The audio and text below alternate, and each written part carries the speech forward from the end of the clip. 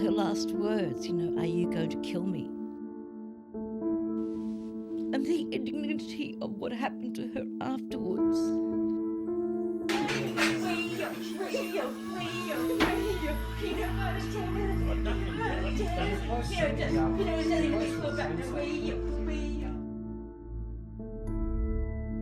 She was my first child, and I was the successful, if you like, A-type working mother, working in finance, but had a background in psychology.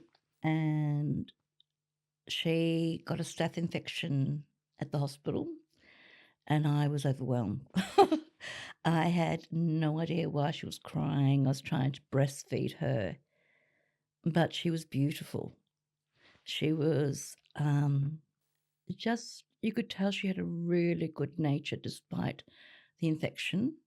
And she fought through that. I think that kind of summarizes who Courtney is. She was a battler from the beginning, and never gave up and just went through it.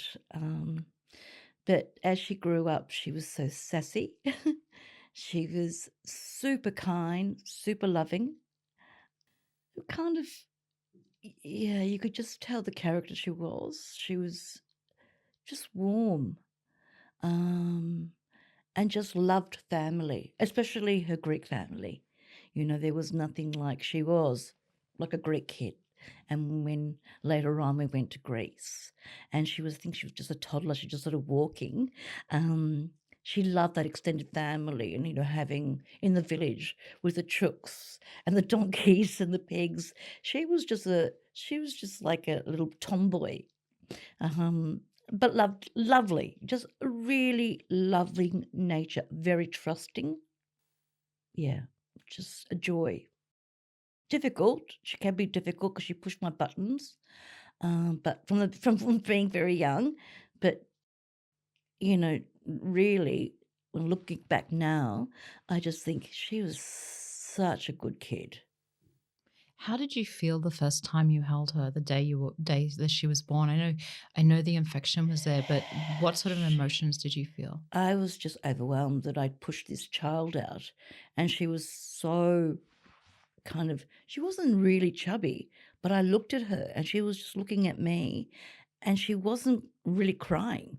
And I was thinking, shouldn't she be crying? Is she okay? But there was a bond there. She latched on really quickly. So the breastfeeding was fine, but she wasn't putting on weight. And what we didn't know, she'd got this infection. And so even though we did the bed sit and all of that, and I was angry that I was failing her. And I don't know if she sensed that, but she would just look at me, and she would just keep latching on and saying, I'm feeding, I'm not putting on the weight, it's not you. So again, just I was overwhelmed by motherhood, and I think she prepared me well for Christopher and then for Sian. I, I saw her in her body with all and what had happened to her. Uh, I have photos of her with the inflictions that he put on her. To me, she looks beautiful. I can see the brutality.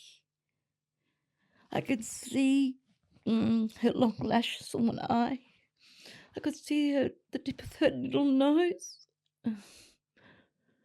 And it wasn't the physicality of what I saw, it was seeing that she suffered. And she was in pain, and I couldn't help her. And she'd be calling for me. And the indignity of what happened to her afterwards. I want you to tell me about the last moment you saw your daughter. The last moment I saw her, she was at my house the night before, and I knew she was taking things. She didn't really steal to feed the habit. That's one thing she never did. But she took things that were not hers, clothing, whatever. So she always took care of herself. But I knew, because I was tracking her phone, that she was planning to go and buy ice. And I was in damage control the whole time, trying to be one step ahead of her. She snuck out in the morning. I don't know why. I got up, knew she wasn't there. I was in my pajamas, went straight to the bank. She'd already gotten there. And I said to her, "You've to stop." I said, "You've got things that belong to me." And there was an altercation. I just didn't know how to stop her because I knew where she was going. And the person she was going to buy the drugs from had actually tried to kill her in the past in a state of psychosis. So she was lucky to be alive. So I knew she was going to be in danger. She always went to the same people because she wasn't confident to go and score or do anything on her own. She wasn't this person who was as street smart as a lot of people would say she is. She wasn't. She was very, very vulnerable. And I keep saying that in all facets. She was very vulnerable. So obviously I wanted her, I knew we were going to go down that trap of psychosis. So I had to get her, I put a police report in. Next time I spoke to her was when she had been, sometime later, she'd been sectioned by the ambulance and police at the Austin Hospital, first in Heidelberg, first time ever there. They contacted me as her next of kin. I gave them the history, which is, in itself so exhausting. You wish there was a system in place where all the hospitals could share the historical background, because you don't know what you're leaving out, how much to tell. You're on a time frame. But she wasn't at all well. The thing about Courtney, though, when she was in psychosis, and I found this out later, as opposed to her killer, she was never violent, ever, when she was sectioned. She didn't want to go into hospital. It's my rights. I don't want to be here. But once she was there and she was receiving the treatment, she always responded. She didn't fight it, which is the opposite, I found out, of what he was like. Something happened in the hospital that time, didn't it? It was the worst experience. They wouldn't listen. I mean, what did I know? It was the mother. And I said to the staff, you need to listen. This is what she does. She's in psychosis. She won't know who's who in the zoo. She has a repertoire that she says, and if you challenge her, she'll start blinking, and then it will start falling apart. But she's very vulnerable, especially sexually. And they caught her with another client or patient, and yes, they realised she was, even though she was in acute care, she was still very much in high danger, and they got her a one-on-one nurse who followed her, which she didn't like, but that shadow saved her. On the Saturday night that this incident happened, I called the hospital and I said, "This is the danger time. Please watch out for her. Please." Yep. What do I know? Terrible night. Next morning, early morning, I get a phone call saying that really sorry, but they found Courtney with another patient or a client, as I call them. And I just said, "How did that happen?" I called you. I told you this is the worst time. I said, "Don't you have CCTV?" She was in acute care. No. And I knew they were lying because they were in damage control. The first question was if she wants to press charges. And I said, "Who? Against the hospital in your negligence?" He's in there because he's ill. But even so, she was essentially raped by the hospital. I knew she wouldn't want to prosecute. This is just another layer of grief and trauma she'd been through.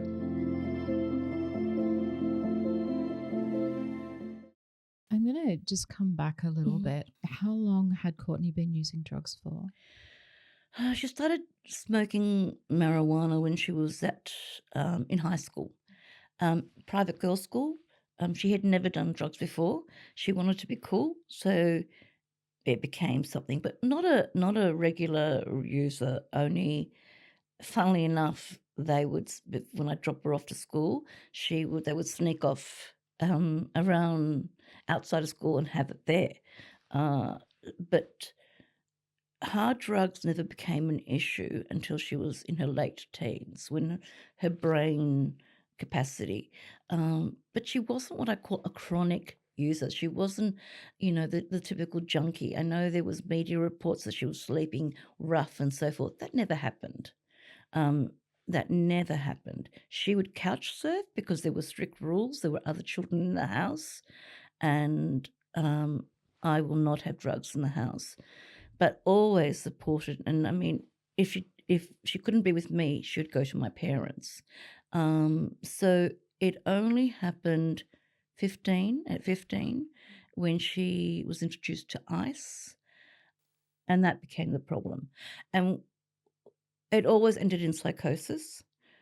And as soon as she came out of the hospital, she was a different person. She didn't want to go back and use. It wasn't that way. She always made concerted efforts. And prior to the ice, when she was, experimenting, and she wasn't living with me, she'd moved out of home, and she was living with her dad and a boyfriend afterwards. She was caught with 2 ecstasy tablets, and they gave her a diversion order. And then the best thing that happened to her, she ended up working for Department of Housing. She loved it. She excelled in it because she could relate to the young people and their desperation, and to the point where they offered her a job. Now, what they didn't realize is that she had this diversion order. So she went to the Heidelberg court, pleaded with the courts to remove it herself, advocated for herself, which is amazing. I'm so proud of her. But there was that sliding door moment where they saw that she had this charge, and so they took that away from her, and I think that destroyed her. Like, there was a Christmas, and, they used to buy presents for the kids, right? And she said they were the lamest presents, Mum. I mean, they have no idea. And so she said, "Let me have the budget," and they gave it to her. And she was in Preston, and she went to the markets and got all the illegal, the snapback hats that all the kids wore. It was the best Christmas presents for all those young people because she could relate to them. She was so proud of herself. So she had that empathy, but also was very organized and was disciplined when she was working. She was nervous. She would ring me and say, "Mum, I've got to go into work." And I knew she'd smoked a joint. And I said to her, "You can't smoke. And I'd have to talk her down. You're a good person. You're just after a weekend. You need to clear your mind. You're very capable." And she'd go, "Thanks, Mum." And she'd go off and do it. Would she have pursued a career in youth justice or Yes, working with young people? absolutely. What was she doing when she died? Was she working then, or was she She still tried jobs. struggling? She even tried to get a job. I remember she said, I think it was Ferguson's, and I felt sorry for them because she said she dropped the order and it was just cakes and everything everywhere. But she did try. But her sense of worth had been whittled away. Hence, what happened to her at the hospital, I understood that was the crescendo because she didn't come home like she always did. We were waiting. She had ordered all her favourite foods from Yaya. We were all so helpful, but we knew she needed intensive counselling. She made an effort to get into Odyssey, to get all those things. Like, she was doing it herself, but she was also very frightened, that vulnerability of a little girl. So that fear she had was there, that low self-confidence was there, and she needed mummy, and mummy was there, and this is what I did. People said to me, "What did you do with your life the last, a number of years before she died?" I said, "Just being there for her, you know, fighting her fears, uh, just supporting her, her self-worth." But I knew that it was not my place to do the counselling, but the resources weren't there. And I remember she last applied for housing. She said, "Can I put Sian's name down? Because I have more chance if I have a two-bedroom place." And I said to her, "Absolutely. If that's what you have to do to get, to get yourself a home, then yes, I will support you on that." Henry Hammond was supposed to be in jail the day he ran into Courtney. He had strangled a woman so badly she almost died, but a court released him after his parents pleaded his case and made commitments designed to keep him from harming other women. So in terms of her killer, she did know him. I know it says they didn't know him. I told the police she had. She had met him via another person who was in a hospital stay with her. She was in the tram and he wanted a cigarette. And if she had cigarettes, she always gave smokes to the people who were homeless. It was really lovely, that she didn't see any prejudice, and she had empathy for everyone and all, whether they were homed, unhomed, whatever it may be. So she offered him a cigarette, and then she said, "Would you like to share a meal?" He was in the city, and he had been released, unbeknownst to her, just a few days unsupervised. They forgot to monitor him, Corrections Victoria. And so she said, "Listen, where are you heading?" As she always did. "I'm going to go and have have some smoke. Do you want to join me?" He said yes. He was sleeping rough. She said, "Would you like me to buy you a meal?" I've seen the video of her and him at the veggie bar.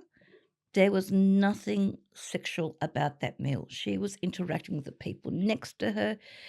She was talking to him. He looked very agitated. He didn't look happy. Like when she went to take some of his food, even though she paid for it, he didn't like that. So at the end, whatever was left over, she asked them to pack it up for him to have to eat. They went to a party to this girl who, in some ways, she looked up to, but she laughed at Courtney. It was fun to mock Courtney when she was stoned, and that came across in the video because I videotaped her when she was in psychosis. She wasn't in a dark place. She was in that happy early stages, and she was talking about religion and faith with Henry Hammond. And this girl and her friend were just mocking her the whole time, which was just soul destroying because you think, she trusted you. She thought you cared for her. And again, that just shows the vulnerability of and the trusting nature of Courtney. I mean, I'd say to her, "Courtney, not everyone is the same, Your mental health isn't the same as somebody else's mental health." And she'd say to me, "Oh, you're so fucking judgy, Mum." What do? You just can only support. In the video, what happened afterwards was early hours, and she said to Henry Hammond, "Do you have somewhere to stay?"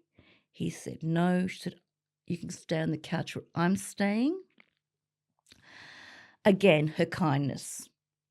And as they were walking almost to the lights of Flemington, where she was based near there, he said that he heard the voices and so forth, that she must die. And the worst thing is that her last words were, when she turned around and saw him, were, "Are you going to kill me?" And she didn't die quickly. That was the worst thing. she suffered. In terms of them saying that he had schizophrenia undiagnosed, and I kept saying no. He suffered from drug-induced psychosis, schizoaffective disorder, because he had the presence of mind to rob her. And when he was confronted by the police, he's then asked, where did you find her wallet, or why do you have a wallet and her phone? He said, I found it in the bin. He kept denying everything until he was presented with the forensics, and then his first request was, I want to call my parents. In the days after Courtney was killed, the Daily Mail ran a story after Hammond was caught in which they showed him shirtless in a black and white photo posing for the camera, and they called him the alleged killer with the model looks. And a lot of the reporting around Courtney was how her kindness resulted in her death, which is a level of victim blaming that, most people don't recognize. How did that media reporting impact you? It made me really angry because both he and Courtney are very attractive individuals. Okay, they are educated, they're articulate, they come from well-to-do families, and I think that was part of the salaciousness of it. That look where they've come from. It's not the typical story, but what really made it hurtful was that because I said that Courtney was kind, that became part of the story to blame her. At no stage in Courtney's life and her kindness did she ask to be assaulted, to be raped, to be even murdered. I mean, it has nothing to do with it. It's like saying you have a smiley personality and therefore, or you're dressed in a certain way. Again, it's blaming the victim. If a woman walks down the street, I remember Jill Maher, she was out, heaven forbid, she should be safe. And Eurydice Dixon strayed into a killer's path. That's right, and he was stalking her. I think it's kind of interesting in that women are either asking for it because they rejected a man, they're asking for it because she was rude to a man, they're asking for it because she was kind to a man. You cannot win. Correct. Would you say that in the years since Courtney died, has that changed for you, or is it the same? No, I think it's getting worse. You look at the women who are being killed by men, and they are younger as well in relationships, and people say, why didn't she leave? Again, you're blaming the victim. The questions are wrong. Correct. You have to look at, why are these men killing women?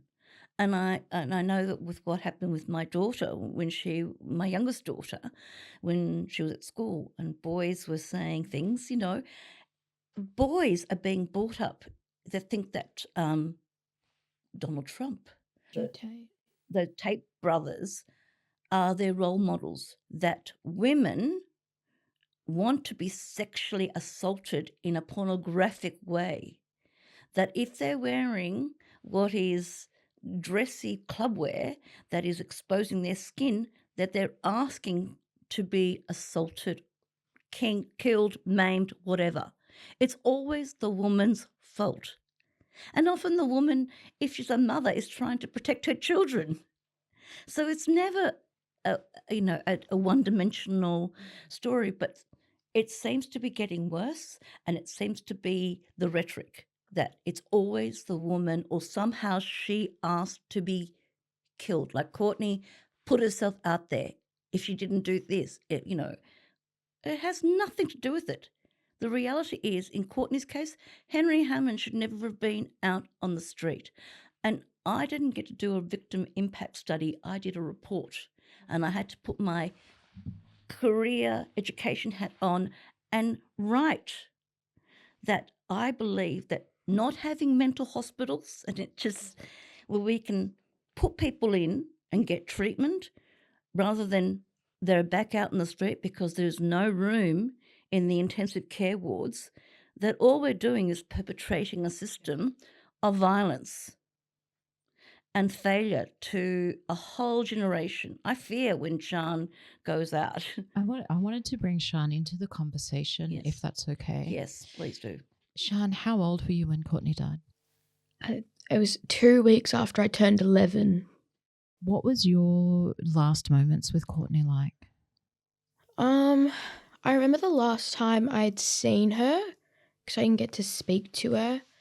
It was after Greek Easter, and my brother, my grandma, my mum and I went to go visit her in the hospital. And me and my grandma went out because it was only allowed like 2 people at a time. And we had bought her food from Greek Easter, family celebrations. And they basically said to me, "You're not allowed to see her at all." The last conversation I had with her was not a positive one. We argued about something so ridiculous, I don't even remember what, but we argued and we said that we hated each other. And it was so silly because we obviously didn't hate each other, but it was an effect of the environment that I was in, and I had a sort of resentment towards her.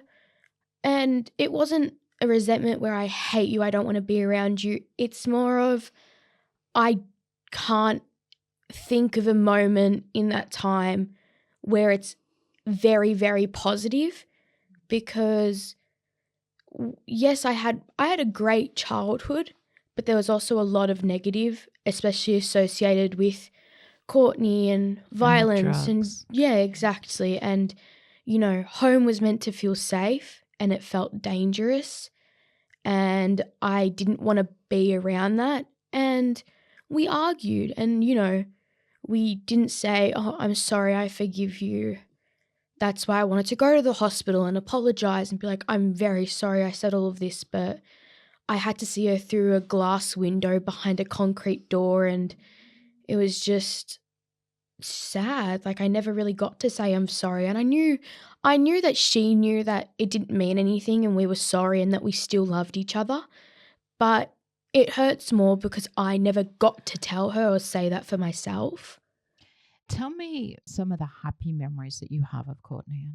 One time, this is my favorite memory. One time, so mum was out and Courtney was staying. She had just got released about a week before, and my room was a mess. It was always a mess. And mum said to me and Courtney, clean the room. Just clean it. Just get the toys off the floor, get the clothes off the floor. So we were cleaning, and we're like, this is really boring. We don't want to anymore. And I remember Freaky Friday by Chris Brown had just released, and Chris Brown was Courtney's favourite artist. She loved him. And she was like, "Do you want to hear this new song?" And I was like, "Okay, let me hear the new song." And it was the weirdest song ever, but we were just dancing around the room, listening to her playlist on repeat. And then mum came home and she was like, "The room is like half clean." And Courtney was like, "We're having fun. It's fine. Just leave it." And I remember I just got a trampoline for my birthday, so it was in the backyard. And so we were jumping on the trampoline. She taught me how to do a cartwheel properly. We were just having a great time. Courtney was not defined by drugs, and a lot of people that I used to be friends with said that to me, and they told me, "Your sister's just a junkie. She's just a drug addict." No, she was so much more than that.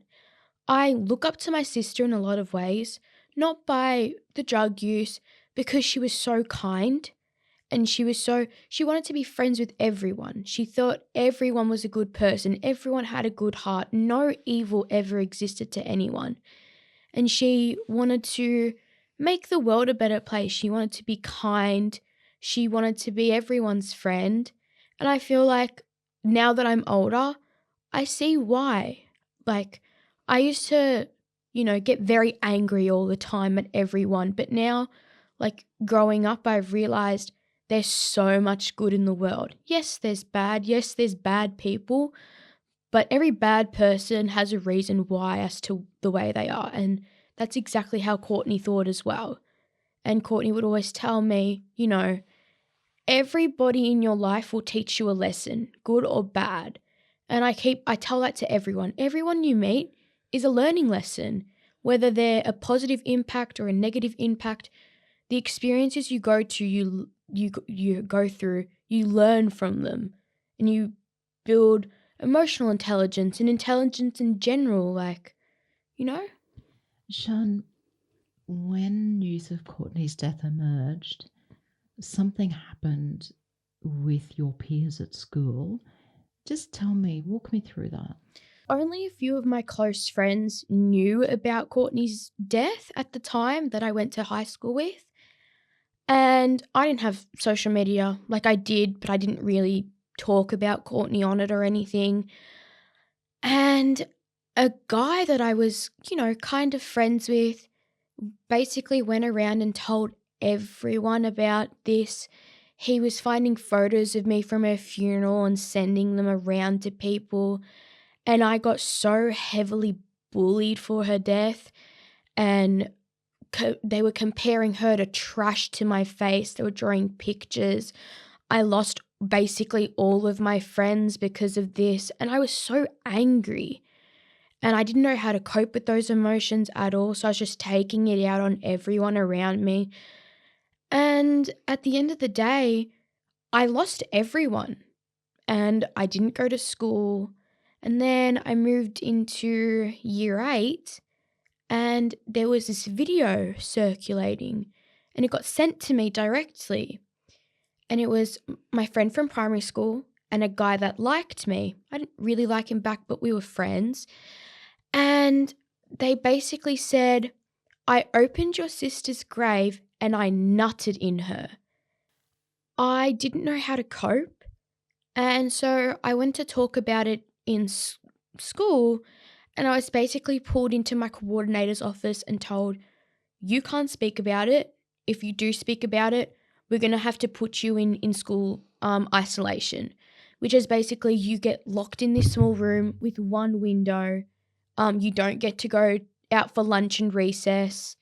The bathrooms you have to use that are in the office area. You don't get to see any of your friends. You don't get to go into your classes. You don't get to talk to your friends. And I remember the amount of times I had to sit in that room and people would throw food at the window, tomatoes, whatever. They just throw things because I'm this evil person who exposed this guy. I actually called the mother and he didn't want to. I Yeah. put her on the phone and she said to me, oh, it's just boys being boys. I went to the police. I was so furious. I was sick of, the victimization of women and my youngest child being victimized. The school was doing nothing and I wanted accountability and I thought, this is it. So I went to the police. I'm so grateful to this police officer. It was their first offence, but he dragged these boys in. He pulled their parents in. He got them to watch this video and had those boys sitting in a cell for the first time and basically being held accountable with the people who are supposed to be teaching him better. I battle for my kids, Mama Bear. So I took on the school and I went right to the education department because Sian was suicidal. Yeah. And I was floundering myself. I started drinking with all my medication. I just, as I said, subconsciously didn't want to be there. I was tired. I felt like a failure, but I didn't want to fail Sian. So I picked myself up and went all the way to the top of the education system. And it wasn't just about Sian, it was about other kids. I want you to tell me about the moment you found out about Courtney being killed. My childhood best friend, was staying over and we had a sleepover. And I remember there was a knock at the door and I was just going to leave it because I was like, oh, it's no one, it's fine. And they kept knocking and I was like, okay. this is something serious. So I went outside and I opened the door and there was two police officers standing there. I was like, oh, okay, maybe, there's been a break-in in the street. I was young, I didn't know. And they were like, hello, does Mataxia live here? And I was like, yes, that's my mum. And they were like, can we please see her? So I went and I woke her up. And I remember we were just told to stay in the bedroom, not come out. We were there for... So you were separate from your mum at that stage? Yeah, we were just in the bedroom. She was in the living room. And I remember we were sat in there for about 2 hours. And I was wondering, I was like, what's going on? Like, I don't know. And then I remember I was told to bring our scrapbook out because it was in my room. So I brought it out and I gave it to her and I was told just to go back to my room. It was the Sister Love scrapbook that they were making a scrapbook. Together.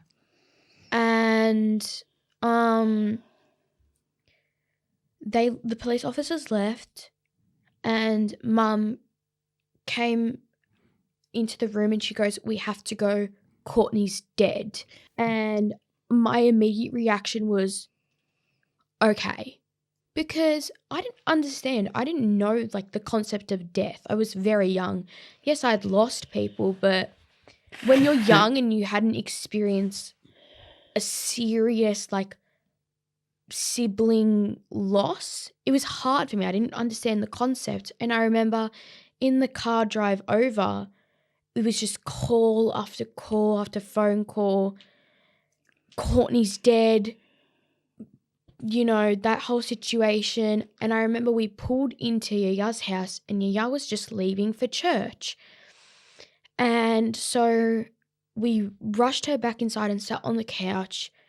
And when Mum told her, she was just crying, it was just very sad. And then I remember different family members were coming and it was just all very confusing and messy and I didn't understand. And then I remember most of the family was in the room and we were all sat in the living room waiting for the news report to come on TV where they announced it was her. And it was hard. I didn't understand. I didn't know. I knew obviously, I thought maybe, she's just back in hospital. I didn't know that she was fully gone. I knew subconsciously, but I didn't want to accept it. And sometimes you still don't want to accept it, but I think now that I've grown older, I've learnt to, because I know that she's not coming back and it's a hard concept for me to understand that and accept that, but I think I have now. But for years, I just was like, no, she's just in hospital. I'll hear from her again. Because we could go months without talking at a time, months without seeing each other. And I just thought, oh, no, she's in hospital. She'll come back soon. Prior to that, I'd had dreams that Courtney was dead. When the police came in, I was backing up against where the TV unit was. And I said, the girl in the park, it's Courtney, isn't it? And they asked me to sit down and really close. And I just remember oscillating in my grief, asking if she had died quickly. And I said, did she suffer? Yeah. I said, how did you identify her? They said, only by her fingerprints. Yeah. I said, was she brutalized? And they said, yes. Was she raped? No, not that they could tell. They were very respectful. The shock and the grief and the anger that I had, I internalized and started harming myself. And in so doing, failed Sian and my family. But, moving forward, I think it's important that I honour Courtney and all the other women by speaking up. But I knew when they came in that Courtney was the girl in the park. How do you both walk this path every day? as I said, it's been a really long journey for me. I mean, I wanted to step up a lot sooner, but mentally and emotionally and physically, I wasn't able to. I know that grief has no straight journey and it never stops. I'll be having a really good day and then there'll be something. It could be an article. It could be seeing a young person and thinking about the possibilities that will never be, that drag you down. But the fact that her death has to mean something. And that's really important for change, because it's all very easy to say, well, she's one of many. And I don't believe that. I don't think any woman who's died, any woman's experienced violence and abuse, that her story is just her. It has to have meaning, has to have purpose, and it has to have change for the better. Really loyal, loving, caring individual. She trusted to her own temperament. She was fiercely compassionate, and just a really gorgeous person inside and out. She could be sassy, she could make it hard, but that's life. But really, she, in the scheme of things, even her last words, are you going to kill me, say a lot, because she didn't think that her kindness would be repaid that way. She did not think that she would be hurt because she saw life through her eyes, that inherently people are good, and that she had done nothing wrong to warrant a violence against her. So her naivety, but no, it was just her kindness. She's a really kind person, and she shouldn't be blamed for that. Her life should not be used and weaponized against her to justify the end. And we always have faith and trust in everyone that we meet. We want to believe everyone's a good person and that there's no evil in the world.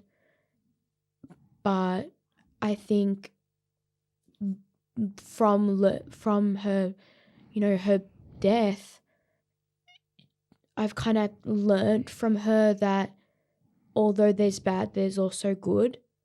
And her whole life just taught me that, because there's a lot of bad and she went through a lot of bad, but she was such a good person with a kind heart, and she didn't mean to hurt me. She didn't mean to hurt Mum. She didn't mean to hurt my brother. She was trying to do good, and she was good. She was the best. She was sweet. She was funny. She was caring. She was empathetic. But, I think importantly, she was loved and she loved. Yeah. Really important. She was loved by her family unconditionally. And I think that's really important, that she knew that was her safe place. No matter what, everyone deserves a place like that. And she loved accordingly. She loved wholeheartedly. Not always to her benefit, but it's a great way to live, to be that open and trusting. She was caring. She was Funny. never violent. She, she just wanted to cuddle in bed, and she wanted to have fun, and she wanted to dance around everywhere, and she wanted to go to a cafe, and she'd pick me up from school and we'd walk home together. Yep. And then we'd scrapbook, and we went to Kmart together, and we'd run through Mum's closet and argue over what we were going to pick out and who was going to take what. We'd argue over shoes and bags and clothes all the time. She was the sweetest girl ever. She had no bone of evil in her body. But then she used, and it was a whole different thing, and it was scary. I was young, from the ages of 4 until 11, even continuing afterwards. It's scary. I can't handle when people yell or, like it's a whole scary situation that, I've grown up with, and I feel like it'll always stick with me. And yes, there was good, but there was also bad. But you just have to keep remembering the good, because there was a lot of good. People don't know that she was a great pianist, a great artist. So yeah, I was doing piano in primary school, and she was helping me to learn piano for my end of year concerts every year. Beautiful long fingers. Yeah. I've got a photo of her in her coffin, and always took care of her nails, always. And it's sad that the polish was chipped, but even towards then in her psychosis, she was trying to present herself in her best light. I remember funny stories where when she was really well, and this tells about her. She took her to the swimming pools, and I gave her a list of the public pools. No running, no this, no. And what was it that she? Oh, I wasn't allowed sugar. Yes. I had a problem. I had too much sugar. Yes. And then they had a deal. It was $1 slushies, and Courtney bought me 5 of them, and they were like this big. Mind you, I was like 4 or 5. And there's a photo of me with just 3 empty cups and 1 full one in my hand. She sends it to Mum. Mum cracks it. She goes, "What the hell are you doing?" And then we went through Macca's. She got me an ice cream, fries, everything. And I remember it was her boyfriend at the time's car, and the windshield was smashed. And you're like, "Can I see your license?" The parent in me. But I remember to her, and I said to her, "What were you thinking, Courtney? I just said to you, well, in your list of no's, there wasn't a no about sugar and Macca's and having fun." I just went, what can I say? She's completely right. So she always thought outside the circle, and that just tells you, like her experience with the snap hats, with the work. She always thought of everyone else and the experience being fun. I went, well, there you go. That was her sugar overload.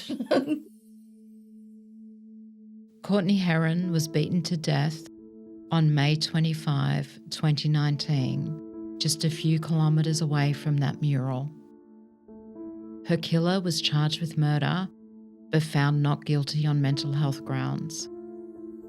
At the time of recording, he remained in a secure forensic mental health facility, but authorities are preparing him for release back into the community. His release is opposed by all of her family.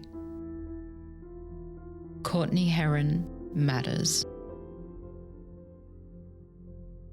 You've been watching She Matters, presented by Cheryl Moody, produced and edited with care at Dashmade Studios. If you would like to support She Matters and explore more of Cheryl's important work, please visit AustralianFemicideWatch.org. If this episode has brought anything up for you, there are support services available.